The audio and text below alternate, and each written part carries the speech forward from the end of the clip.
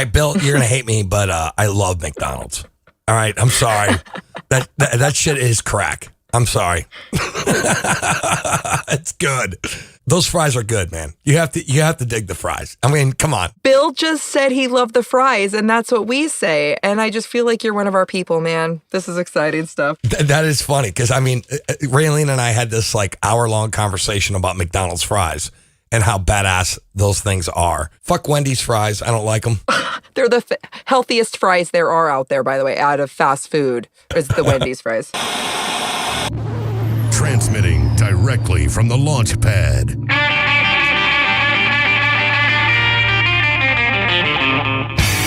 Bringing blue collar to your cell tower. The rock and roll libertarian himself.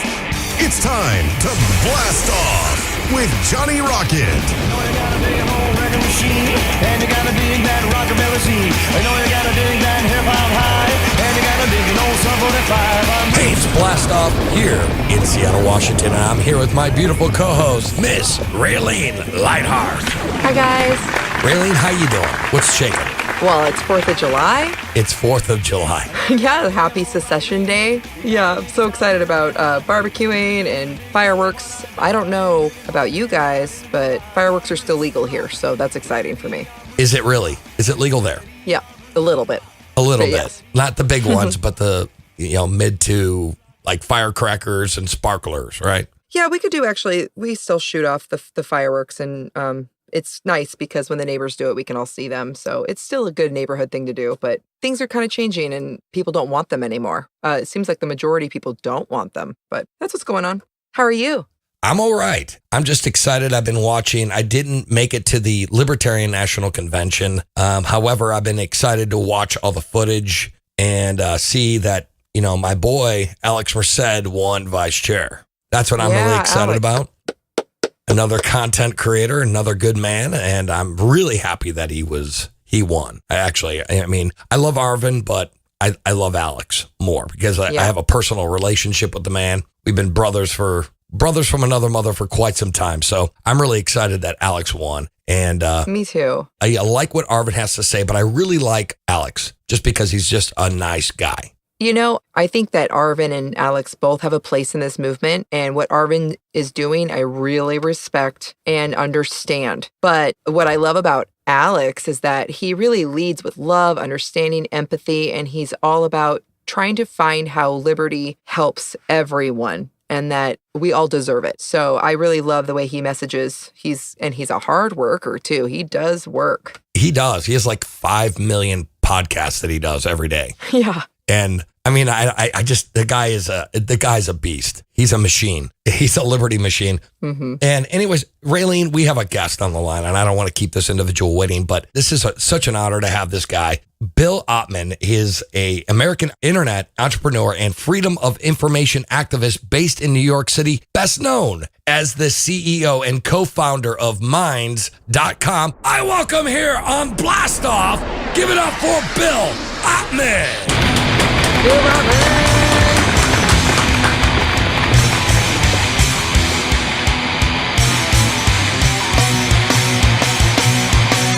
Bill, thank you so much for being here on the show, my friend, on the 4th of July. Seriously. This is great. I'm excited. I have so many things to learn. I'm excited. Well, so Bill, honestly, Raylene and I have been researching you back and forth. We're like, okay, we've watched every interview you've done, every article you've written. And dude, you are keeping the entrepreneur spirit alive with what you're doing. There's been so many bad things that are happening with Facebook and Twitter. And here you are creating a solution to those problems. And you have Minds.com. And what has inspired you to create this social media network? I mean, I'm honestly just shocked that the tech giants are so oblivious. I mean, well, they're probably not oblivious. They're probably well aware for the most part of what they're doing. But at the same time, they're also oblivious. And so I've just always thought that a free and open alternative is inevitably going to emerge. It has to. It's just there's no other option. I mean, it's happening. You see it's happening with Bitcoin and blockchain, with money. It happened with Wikipedia, sort of took out a lot of the dead weight in the encyclopedia world. It's happened. It's going to happen in every industry. And, people just deserve privacy and reward, and they deserve to be rewarded for their energy online. Everything that Facebook and Google do is the only thing they do well is they have some brilliant engineers. Everything else, the whole foundation that it's built on is just a total mess and has to be inverted. Yeah. My favorite thing I've heard you talk about is wanting to give people independence. That really struck a chord with me. Can you explain to listeners how Minds.com is on the forefront of this as a business model? Yeah, sure. I mean, helping people become independent online, generate revenue, get exposure onto their ideas. That's really what we're working towards. And so the way that it works on Minds is that we used to have it so that you earn points and you could also earn fiat dollars. But now we're transitioning into more of a crypto focus just to sort of experiment with it and see where it goes. Basically, so you earn tokens for your contributions. That's the engagement you receive, likes, shares, referrals that you make. You also get rewarded with tokens for just checking in, because not everybody is, a super mega influencer. And we still want to give everybody some sort of rewards. And then you can use the tokens to boost your content for more views. And you can also send the tokens to other users on a recurring monthly basis, like a crowdfunding system. Nice. You can gain access to exclusive content and other rewards that the creators set. And I mean, we did this in reaction to the algorithms on Facebook and now Instagram and Twitter and YouTube, where they're basically restricting people's reach. So when you post, not all of your friends or followers are seeing it. They have some amalgamation of factors that determine who sees what. And it's sort of a soft form of censorship. And so, we just think that, look, the community essential in building the network. I mean, so we believe that the creators deserve to, be compensated. Well, here's the thing. So for example, we have a Facebook page, Blast Off with Johnny Rocket, right? And so we may get 300-400 people who like our post or have seen it. However, they want you to pay more to get everyone to see it. Which in a sense is if they subscribe to your page, shouldn't they be able to see it if they like what you're doing? Why do I have to pay more for the people who already like the content to see what we're doing? That's my problem. Exactly. It's actually offensive that they think that that's okay. So now you're only reaching about 3 to 5% of your own following organically. It used to be much more. Yeah. I don't know what it used to be, but I'm off Facebook now, but we had pages with millions of followers and we were driving a lot of traffic to Minds through Facebook. And, people, despite it still had all the surveillance stuff going on, it was all secretive, proprietary. There were still tons of issues, but at least you could use Facebook to get the word out about stuff. And you knew that you could reach your community. So now that that's gone, honestly, the whole thing is dead. And they're now stuck in this model because they're, their public company, their shareholders are expecting it. Their revenue is now dependent upon exploitation and manipulation. So, it's not just going to be us. I think that there's a number of alternative networks that are emerging. And I think that together it's we're evolving to the point where we're starting to get competitive and they're going to be forced to either transform their policies or, it's just, we're just going to keep growing. Sure. I was wondering what you are doing to prepare for the mass exodus that will happen from Facebook. I mean, right now you're calling it how you called it dead. That is very, very quintessential of what's happening right now is that no one knows it's dead. We're just picking meat off a carcass at this point with Facebook. We know that Minds.com is one of the revolutionary social media platforms. I mean, after I found out all of the awesome things with the peer-to-peer and the blockchain and everything that you're doing, how is it going to compete, Minds.com, going to compete with open source platforms? Well, we are an open source platform. So, exactly. Mm-hmm. Yeah. I mean, it's just the waves of exodus, as you call it, they just keep happening. I mean, we built it. We are already scalable. We actually started the company in 2011. So we didn't really officially launch until 2015. So we spent years building something that could scale. Yeah. And that is just something that we're ready for. I mean, even just over this past weekend, we experienced a huge surge of like over 100,000 new users from Vietnam. And this was in reaction to a super controversial cybersecurity bill that is essentially a surveillance bill and a censorship bill. And people were really freaked out about it because it basically forced Google and Facebook are now going to be complying with the Vietnamese government, handing over, sensitive user information and censoring certain posts that the government wants. And so people are looking for alternatives. And the same thing happened last year in Thailand. We got our initial growth spurt from, based around all the NSA surveillance and a lot of the algorithm manipulation. So it's just like, and these things are going to keep happening. So as long as this keeps happening, the migration is going to keep happening. And we're just, we are trying to keep up, and, we're updating the site as much as possible. And we know where it needs to go in terms of all the bells and whistles, and we're getting closer. Like, obviously we want to get live streaming, and we want to become more decentralized and just have more tools for people. But we're pretty advanced now. I think, at least in terms of all the alternatives, we have more features.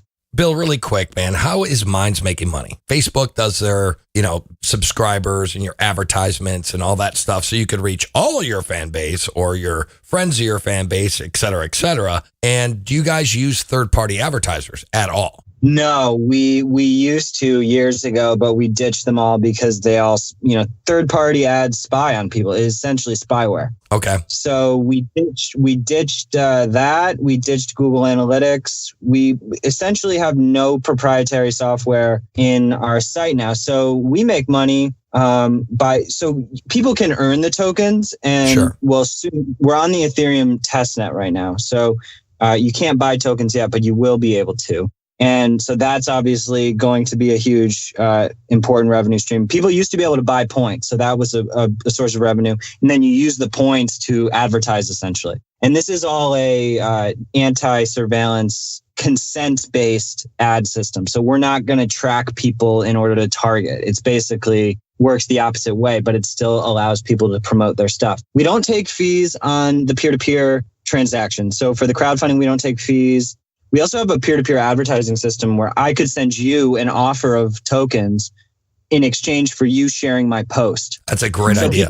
Beautiful. Yeah, people can actually advertise through us, which, we have the ability to get a lot of eyeballs on it. But sometimes who you want to reach. And if you want that page to share your stuff, then you can send them an offer. And we built that in reaction to sort of this whole side economy that exists on Facebook and other social networks where, brands will actually pay each other for posts. And we were doing this on Facebook, and it was actually way more effective than advertising with Facebook. But it was totally complicated. You had to do these deals, and you're like PayPaling people and whatnot. Sure, right. So we just wanted to automate it. And so you could just have this queue of offers, and you either accept it or reject it. But then otherwise, we also, a lot of people don't know this, but because we're open source, people can launch their own app based on our stack. Mm-hmm. That's sort of like a white labeled version of us. Okay.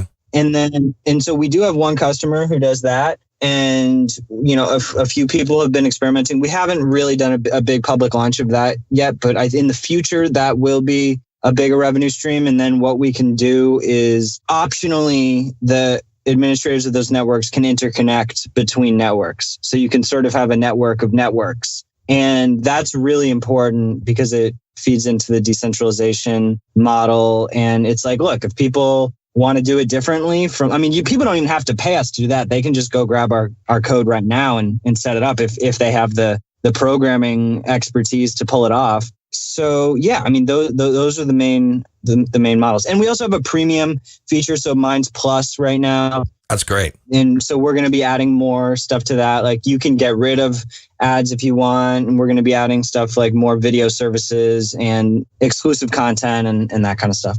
It's brilliant. And so like what I think, Bill, is what you're doing is you're kind of creating your own free market. You really are. I mean, it's beautiful because there's no coercion. There's no crony capitalism. No one's being bought and sold. Mm-hmm. You're doing it independently and you are making that shit happen. Who can say that they have actually created a free market? No one's being forced to buy or do anything on minds.com, but yet people want to because they know that their message will be reached by the people, their fans, their fan base, their friends, etc., that they will have their message heard by those people and seen. And that is beautiful. Yeah. Yeah. I mean, honestly, one of the crazy things is that even though, we're like over 1 million users now, like 1.1, maybe 1.2. But even though we're a fraction of the size, people are finding it easier to gain a following on Minds than on Facebook or Twitter because there's actually sort of a vent because you can boost. There's a vent out of the void. I know tons of people on other apps where, they'll have like thousands of tweets. They have like 80 followers after like 10 years. And they just can't, and it's not to say that their content isn't good. They just haven't been able to hit that viral nerve. And there's no way for them to get exposure other than to pay. And the reality is that most people aren't going to pay. Yeah, that's right. And it's expensive. I mean, just to reach like 2,500 people, you have to like give up like $20 or $30. And that's like for an average American, right? Let's just say that's like maybe an hour and a half to 2 hours of their labor to get 2,500 people to see, just to even see what they're doing. And that's not even promising they'll click on it, right? Mm-hmm. So there's definitely a disconnect between the audience and the business or entrepreneur or whatever. I mean, this is a great opportunity for the average entrepreneur, business starter or whatever to get on minds.com so they can reach more people without necessarily having to pay. And if they do pay, they can pay to that other company to make sure they put out that information or they want to be sponsored. And then you guys have like your own crypto thing going on with Minds, right? Yeah. We're launching a token on the Ethereum blockchain. Go ahead, Raylene. Okay, well, I want to ask you more about yourself. But before I do that, my friend Heather and I were talking about you and your business model and what you're doing. It's just really exciting. And she suggested this cool idea. And I was just wondering if anybody had thought of this. Has Minds.com considered something like an app creation to organize the friends lists on places like, Facebook and Twitter and to sign up and kind of leave all at the same time? Kind of like crowdfunding, but Facebook and all moving over to Minds because it is something that's hard to organize. And you know what I'm saying? We want the people that make us feel secure on the social media programs we're already on. Is anything like that in the works or is that an idea that anyone's bouncing around? No, that's interesting. So you're basically saying you can like organize a migration with your friend groups. So you sort of do it together. Yeah. Yeah. So I was thinking this is genius. She's a very smart lady, but having something where it syncs up with your friends lists as an app and everybody says when you guys leave, I leave, and enough people sign up. Yeah, you kind of all just like, you're unionizing. That's fucking awesome. Which I thought was a really cool idea. Exactly. And it's a voluntary union. I love it. That is cool. I think that one of the issues we used to, because you have to be careful with like Facebook apps and Twitter apps, because they are using their API can become really problematic for signups. We actually took out the ability to sign up with Facebook and other APIs because they will just pull the rug out from underneath you. I mean, there have been so many apps that have like gone down because they're using Facebook's API for authentication. But I definitely agree with you. I really like the idea. I think there's a way that we could do it without relying on any of Facebook's tools. And it's sort of, there's definitely something there. I'd also say that, it's not necessarily a cold turkey thing up front. I mean, for most people, I think it's supplementary. Like you have to kind of get your feet wet. It's important for people to understand that, using these new apps that's how we get empowered. Yeah. So it's not even to say like you need to just like fully switch and go hardcore. Like signing up is really meaningful. It helps our numbers. It helps our just trajectory. Every little micro movement on the internet makes a huge difference. That's why, I'm crazy about letting people know that, the browser that you use, the operating system that you use, use Firefox and Brave browser, using Chrome and Safari and Internet Explorer, or Edge or whatever it is now. That is empowering those corporations. It's just not necessary because Firefox is essentially just as good. If you want to get a little bit more intense, try using Ubuntu or Debian as your operating system for your computer. Making the jump away from Apple is certainly not easy. I think that they're brilliant designers, but it's totally corrupt proprietary software. And, these are the kind, because when you connect to the network and you connect to the internet, that is what's feeding the growth of all of these new apps. So I'm inspired. I am so inspired right now. I am grinning right now. You are waking me up. Thank you. Keep going. It's sort of like, I compare it, and I've said this probably too many times, but I compare it to the food movement. If you look at organic food and labeled food, 20 years ago, no one really knew about that. It was kind of like food was food, except for a very small number of people who were tuned in. And now we have a massive organic industry and, a whole food transparency movement. And there's sections of the supermarket that are dedicated to this, sometimes entire stores. And the same thing is happening with apps. And but we're just much more in the early stages of it. Right, Bill, you're going to hate me, but I love McDonald's. All right, I'm sorry. That shit is crack. I'm sorry. It's good.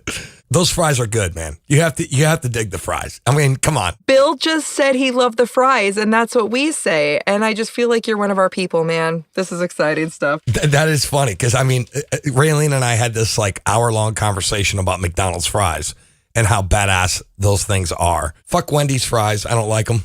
They're the healthiest fries there are out there, by the way, out of fast food, is the Wendy's fries. But their milkshakes, though, rock. Their milkshakes rock. But no, I'm with you, Bill. There's a lot of stuff that, people just don't know. And I think that this is the coming of truth to where people need to understand that we are getting our information robbed. And in actuality, I do believe, though, Facebook, for example, you have to be kind of stupid to not know that they were using your information for advertisers, your interests. Hey, I like basketball, and then all of a sudden you notice on your feed that there's advertisements for, the Wilson basketball. To me, that makes kind of sense but at the same time, if you want your information to be secured, go to minds.com. Anyways, so we're talking to Bill Ottman, the CEO and founder of minds.com. Anyways, so what we do on the next segment, it's called Rocket Fire. So stick around and we'll be right back. Rock and roll.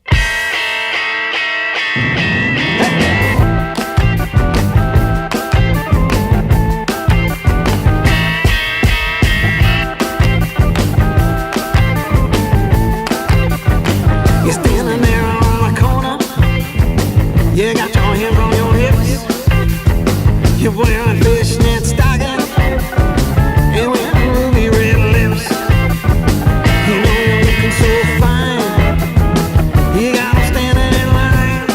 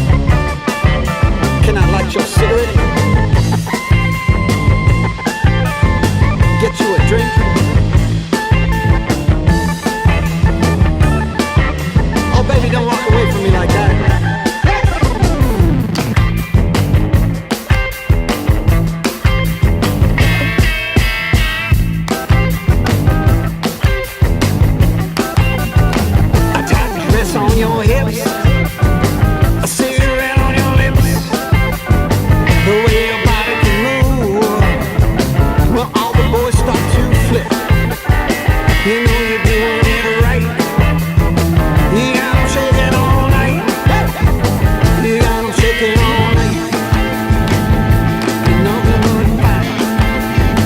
Oh, we're nothing but fight. Yeah, we're nothing but fight. Oh, now I wish you was mine. We're nothing but fight.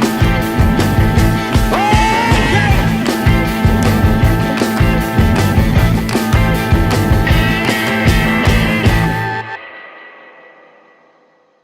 Why do people hate libertarians? One part of America calls them soulless robber barons who want to stick children back in factories, and the other part thinks they're drugged-up anarchists. Who are they? And why have regular Americans been told to avoid libertarians and their ideas? Hi, I'm Remso W. Martinez, Amazon best-selling author of Stay Away from the Libertarians, where I'm going to debunk the myths, misconceptions, and outright lies thrown at libertarians, ranging from the idea that votes can be stolen to the radical notion that you own yourself. From personal stories to ignored history, I lay out the facts and ask you if these dastardly libertarians are as much of a threat as the mainstream media and establishment politicians make them seem. You can go ahead and get a copy in print and in Kindle e-reader on Amazon today. Stay Away from the Libertarians by Remso W. Martinez. Available on Amazon.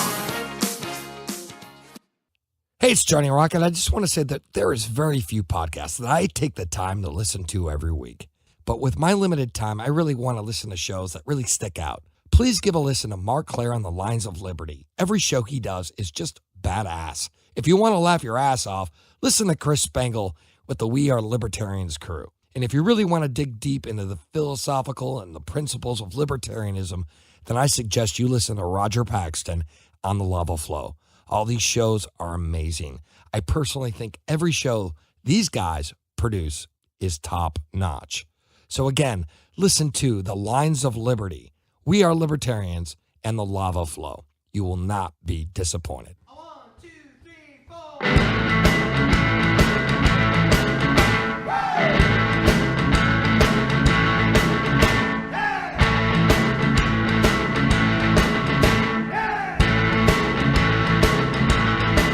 Well, she's an outer space mama and she just touched down. Just a jitterbugging mama with a Martian sound. She got a hot rod spaceship with some turbojets, dragging down the Milky Way. She ain't lost yet. Well, she came down to Earth because she digs that sound of a rockabilly boogie that's been going around. Back in outer space, she's always tapping her feet. It's the rockabilly boogie with the Martian. She got a thing for black leather and a greasy hair. Just a rockabilly Martian with a hot rod stare. She likes to jump, she likes to boogie to that Martian beat. She got some fishnet stockings for a Martian feet.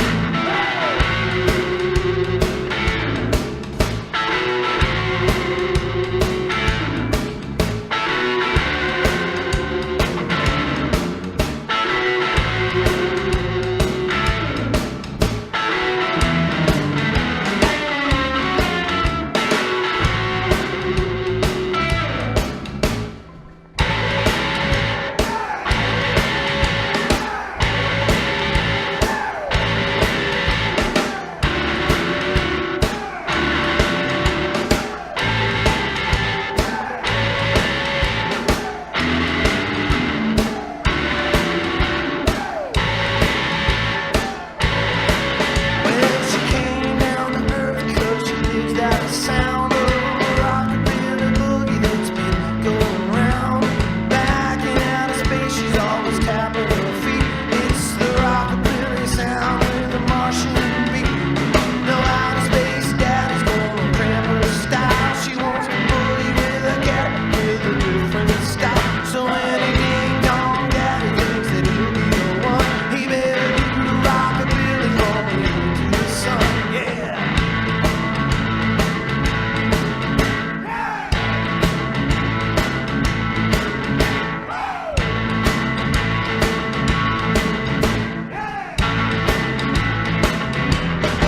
It's Blast Off with Johnny Rocket, and I'm here with my ray of truth, Miss Raylene Lightheart. Hello there. And we're talking to Bill Ottman, the CEO and entrepreneur and founder of Minds.com.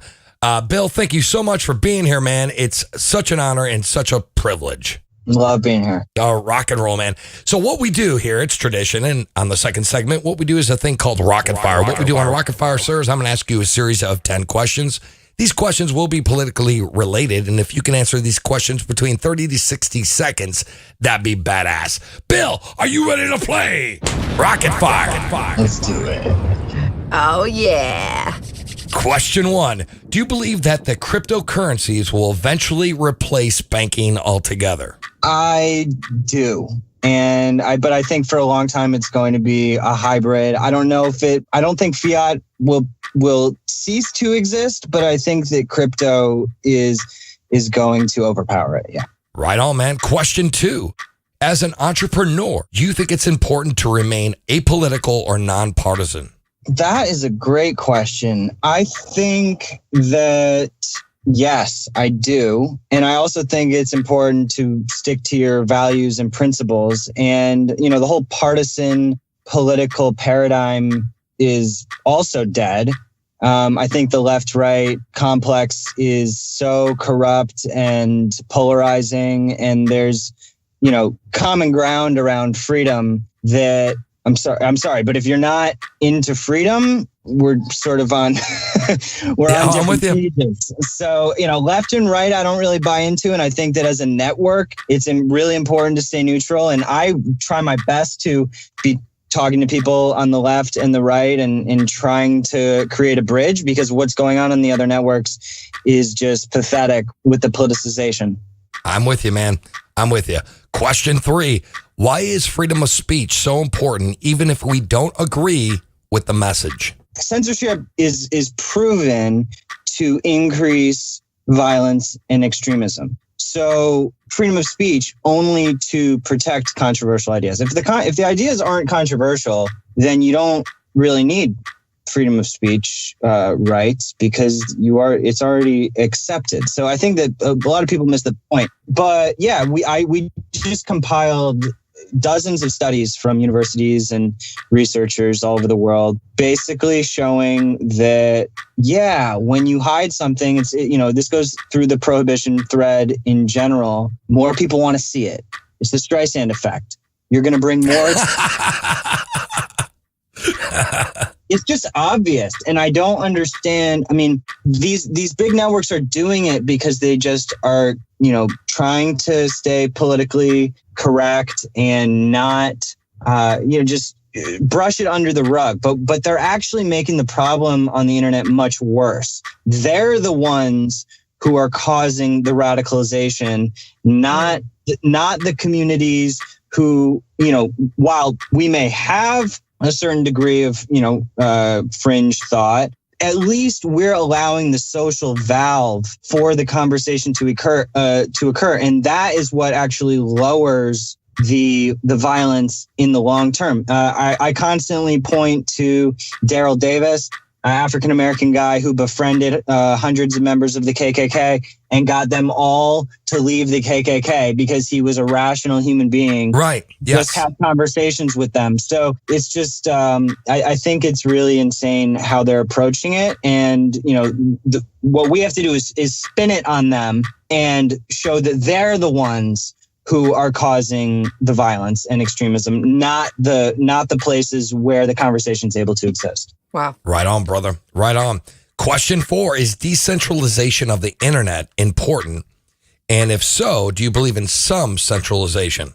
Yeah, I mean, it's essential. I think that, the internet in its origins was much more decentralized than it is now. Now we've sort of gravitated towards these centralized silos, which happened for a reason. I mean, I think these sites served a valuable social purpose. And yes, centralization and decentralization have to coexist. You're always going to have servers where data exists. If you have a server where data is, that's a centralized server. And so just depending on how reliant the network is on a single centralized server, as opposed to, more of the blockchain model or torrent type model, it depends what technical process you're trying to achieve. Sometimes a centralized database is perfectly acceptable for, a certain task.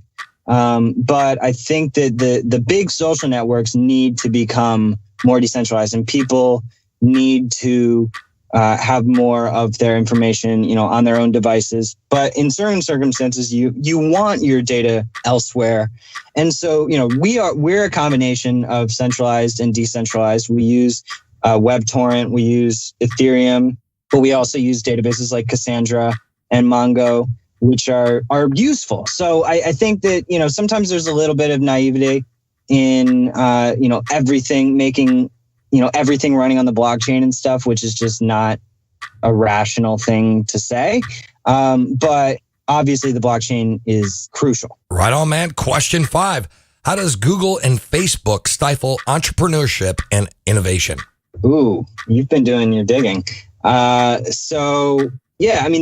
all of their software is proprietary, they have essentially forced humanity to reinvent the wheel. I mean, in a sense, what they're forcing us and others to do is catch up to them in terms of, different features and whatnot. And we're getting closer. But proprietary software stifles innovation because they didn't share that code with the world. Right. It forced other people to have to build it in a version that is free and open source. So as opposed to having spent our time building on top of human progress that had already occurred, we're forced to put our energy into, building an alternative. And I think that is, just pretty catastrophic. We would, if they would transform their values and their policies and their licenses, it would have such an insane impact on how fast society moves. Right on, brother. Question 6. Do you think there is a difference between free markets and crony capitalism? No difference. They're exactly the same. Just obviously. Okay. What's that? I'm just joking. Oh, okay. Okay, well, I was just like, okay, rock and roll. He runs. I was like, okay, great. Question 7. What's your thoughts on intellectual property and patents? Well, this gets into sort of the music thread that we were talking about on the break. But I mean, I think that, ultimately all information, I don't feel ownership. I think everybody creates unique ideas based on complex amount of information that they're processing from other places. I forget who it was, like Henry Ford or something said that all ideas are secondhand and, we're just sort of conduits of it. And, so when it comes to software, patents are ridiculous. I think claiming ownership, there's all sorts of simultaneity of creation that's occurring, like multiple people will think of the same idea. And so on different parts of the world, this has been proven time and time again. So, I mean, I think that people deserve credit for their ideas. I think that, I'm not going to say that there's no purpose of patents. We don't really pursue intellectual property. We license our stuff all under the general public license. Sure. Yeah. Yeah, anyone can take our stuff, do whatever they want with it. But in turn, they have to share their changes with everybody else. And that is what propels the innovation to keep going. I'm with you, man. I'm with you. Question 8. How does free speech ease racial tensions? Yeah, I mean, it's what we were talking about with Daryl Davis. I think that it's counterintuitive, but by allowing the speech to occur, you depressurize everything and the best ideas rise to the top. And I think that, once the speech moves into actual imminent threats of violence and whatnot, okay, yeah, then that's when the law comes into place. And that's why I think the US does a pretty good job with freedom of speech and the First Amendment. And yeah, I mean, look, we've gone this far. We've come a long way with racism. And I think that especially in the US, and that's because of our policy, I would say. Right on, man. Right on. Question 9. Hashgraph or blockchain? Hashgraph is proprietary. So from what I've seen. So yeah, I mean, I don't think that a proprietary, I might be wrong on that, but I'm pretty sure I looked into that. And yeah, so it's not a long-term solution unless it's open source. Right on, man. Question 10. What is your opinion on the hacker group Anonymous? Good, bad, indifferent, and why? Anonymous is a decentralized, leaderless group of hacktivists. So it's not good or bad. It's good and bad. It is, I think the right to anonymity is essential. That that's one of our core values. But anyone can put on that mask and for whatever purpose there's all sorts of propaganda that gets put out behind the anonymous mask. There's all sorts of genius ideas that come out of it too. So, I would say it's shades of gray. You have white hats, you have gray hats, you have black hats, you have, nonsense, and you have, some of the coolest movements that have gone down in the last decade. So it's all. Right on. And that's Rocket Fire. Give it up for Bill Ottman. Great job, Bill. That was amazing. Great fucking job, dude. Yep. Really quick question, though, just as a follow-up, sir. You stated you only support ethical hacking. Can you explain that criteria? There's probably shades of gray within ethical hacking. But different people would have different interpretations of what that means. Ethics are very complicated. And so, certain laws aren't ethical to people. So I think that I'm not going to say that I agree with every law. So I'm not going to say that the law is what dictates ethical hacking, but I think that, people know what's ethical for themselves. And I would just say that, I don't believe in doxing people and, robbing people and all that kind of stuff. No, I'm with you. Anyway, so this is Johnny Rocket here at Blast Off. Anyway, so I'm here with my co-host, Miss Raylene Lightheart. Hey there. You're a badass. And I'm here with my guest, the CEO and founder of Minds.com. Give it up for Bill Ottman. We're going to be right back after this commercial break, so stick around and rock and roll. Hey guys, this is Roger Paxton, and if you're fed up with the government running every single aspect of your life, but you're not listening to the Lava Flow podcast yet, then what's wrong with you? Check us out at thelavaflow.com, or just go back to sucking up to the government. The Lava Flow podcast, striking the root every single episode. Hey there, Liberty lovers. This is Mark Claire of the Lions of Liberty podcast, where we strive to bring you great conversations about the ideas of liberty 3 days a week, every Monday, Wednesday, and Friday. Check us out at lionsofliberty.com. This is Chris Spangle, and I am the host of We Are Libertarians, which you can find in iTunes, Google Play, or at wearelibertarians.com. We are a podcast that brings you all of the irreverence that modern politics deserves by examining current events from a libertarian perspective. So please, check us out at wearelibertarians.com. All right, y'all. This song is dedicated to all the bands that I see growing up in California. All those great California bands like the Blasters, Big Sandy and his Fly Right Trio, the Kingpin, Back Alley Boys, and my favorite of all, the Mighty Pounders. This one's the West Coast Boogie. I've been around the block, the town.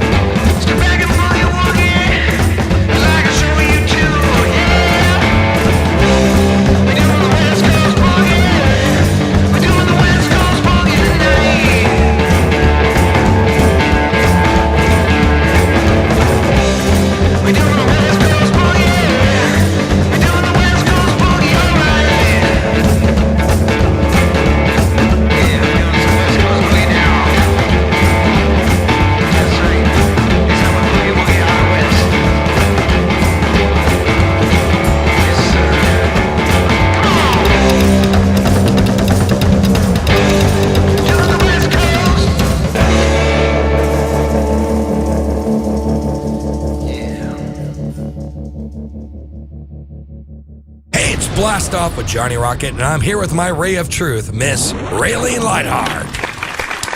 Hi. Hey. Raylene, how you doing, babe? Fantastic. I'm having the time of my life. Me too. All right, so we're talking to the badass himself, the CEO and founder of Minds.com. Give it up for Bill Ottman. Yeah. Bill, thank you so much again for being on the show. Your rocket fire questions were fantastic. And anyways, though, man, what we do here on the third segment is I'm going to have Raylene ask you some personal questions because she has been dying to know, and she's part of the Inquirer. So she's inquiring minds want to know. I want to know. So go ahead, Raylene. I do. So, Bill, when I was trying to research more about you, a lot of interviews are obviously about this amazing social media platform, Minds.com. And it's so intensely wonderful that kind of dominates the interviews. And I want to know a little bit more about you. So I was following you on Minds, and I saw a lot of thoughtfulness and appreciation for beauty and the arts. And I see an idealism in your messaging and what you're doing. I was going to ask you how you feel the arts influence us culturally and how this will propel innovation to make the world better, and where your thoughts are on that. That is a great question. That's a great question. Yeah, I mean, art is really at the center of all of it. I mean, pretty much all is art. That's what I mean. Even our CTO Mark, you know, he thinks of code as art, and it's just it's what we're all doing. And yeah, I think that if you drift from art, then you're sort of lost. And that's why I've always just been really glad that we have a really crazy visionary art community on Minds and lots of musicians. I definitely recommend you check out people like Peter Grick. His art is just utter madness. And just all these people like Alex Gray, and just these keeping like new novel art alive and exploring consciousness. And, you know, that's a whole other thread of, I mean, that's why we called it Minds. Yes. It's what, you know, it's sort of that is the network between everyone. Everyone's sort of co-creating this thing together and can sort of take it in whatever direction they want to go. I love what you're saying. So I actually know of somebody actually told me about Minds.com last year, and that was the first time I ever heard of it. And they were explaining that they had naked hiking groups because they're just fantastic humans, and I love everything about them. And you talk about expanding consciousness. This is the kind of couple they are. They're just the kind of people I want to be around. And they said that everybody, again, another one of those mass exoduses, that all the naked hiking groups went to Minds so they could have freedom to express themselves in any way they wanted. And that is also art. So I can see what you're saying there. This is actually one thing where I think a lot of the, the general right wing gets really, really wrong. And, you know, a lot of people, I mean, like on Facebook and Instagram, like they'll censor a 17th century piece of art with like a naked human being on it. And it's just like, what are you doing? How is that productive? And so, you know, the whole free the nipple thing, and just with like nudity. Yeah. Grow up. I mean, you can have filters, and that's really all you need. It's just like, let people express themselves, as long as it's not, you know, like exploiting children or whatnot and violent. So yeah, I'm all about it. That's amazing. No, here's the thing, man. My question is to you regarding like nudity, public nudity. If you want to be naked, you should have the right to do it, you know, especially if it's on public land, right? So if you're like downtown Seattle or wherever you're at, New York or Connecticut or whatever, if people want to get naked, they should. But you think that possibly some people may not want to see it. I'm just being devil's advocate here. Do you think that there is a right for people who maybe don't like it? I mean, they have the right to turn away, right? Yeah, I think that it comes into like if you're sort of how heavily you're encroaching on other people. I think that it's definitely you know, even for public commons, you know, I guess there's a debate to be had. I'm sort of more talking like, you know, on the internet. Yes, I'm with you on that. Exactly. Yeah, I mean, obviously in the woods, I don't know. It's complicated. Generally speaking, I'm not offended by the human body. And I think that it's a little bit odd if people are. But I mean, if you're just surrounded by a gang of naked people, that like, I'm not complaining. Like, if there's a bunch of naked chicks, I have no problem. Trust me. Oh, jeez. Okay, here we go. I'm an asshole, right, Raylene? Like, I'm sorry. I'm a typical guy. I get it. But I know I'm with you on that. Like, if people want to get naked, but like, that's all I'm saying. Like, minds.com, you have no filters whatsoever. Is that right? Well, if it's legal, as long as it's legal, and Sure. we do have filters. So, like, actually, if it's explicit, it's going to get tagged explicit. Mm-hmm. Nice. You have to opt in to see it. So, and so for the people who want to see it, they can see it, and we're not going to delete it from the platform, but we're also not going to shove it into people's faces who, the reality is that, especially like kids and stuff, like teenagers, it's just, people are going to make their own decision about that. I'm with you. No, I'm with you. And that's freedom of choice at that point, and I'm with you on that. I'm just saying, like, I think Minds is great. And I know that you will, it's just like, heads up, this is explicit, blah, blah, blah, blah, blah. You know what I'm saying? You don't need the government censoring people. And I'm all for it. People want to get naked, go for it. That's awesome. Well, the problem, it's not even about supporting nudity or not. It's more that when you go over the line and making subjective decisions, like, oh, Instagram will be like, I'm gonna censor that 18th century piece of art, but I'm not gonna censor. If you go to the Free the Nipple account on Instagram, I love the name. No, it's actually hilarious because they fuck with them. They'll be like, they create these like optical illusions of things that look like a nipple. Yeah. It's just like, just to show the absurdity of the whole thing. Right.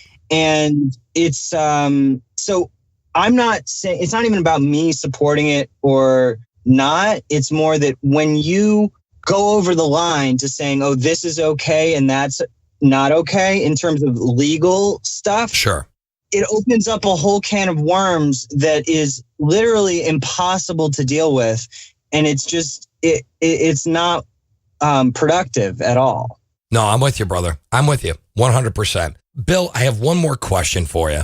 What has been the greatest thing you have learned since you started Minds.com? I mean, like, what has been the learning curve for you, and how have you kind of grown in your success and being an entrepreneur? What has been like the biggest learning curve the biggest learning experience you've experienced since you've started this? I would say it has to do with being willing to coexist in a space with people whose ideas I, disagree with strongly. It's hard sometimes. It is, yeah. And, you question if, like, you don't want to be promoting certain stuff. And to be honest, the more fringe stuff is in the vast minority. I mean, 99% of the content on Minds is, just really positive, sure, interesting stuff. But, you always have that minority that is really just harsh. But I've found that the tone, it has a lot to do with the tone that the network puts out. And we've achieved a sort of tone of respect that causes even those people who, whose ideas I drastically disagree with, they even still, I think we've found a respect that they don't have on these other platforms. And so they'll troll so much harder on the other platforms because there's not that respect. And that is, to me, the whole theory of, how censorship doesn't work. That's it in action. I can feel the tone. Right. Bill, I got to say something, man. Everything you're doing is the right thing. Yes. And you're doing the right thing. And it's an honor to actually talk to you. This has been a remarkable and fresh interview. And really got to say thank you very much for taking the time, because this is the future and you are the future. And we really appreciate it. It's reciprocal. It's also an honor to be here. This is an epically badass podcast. Yes.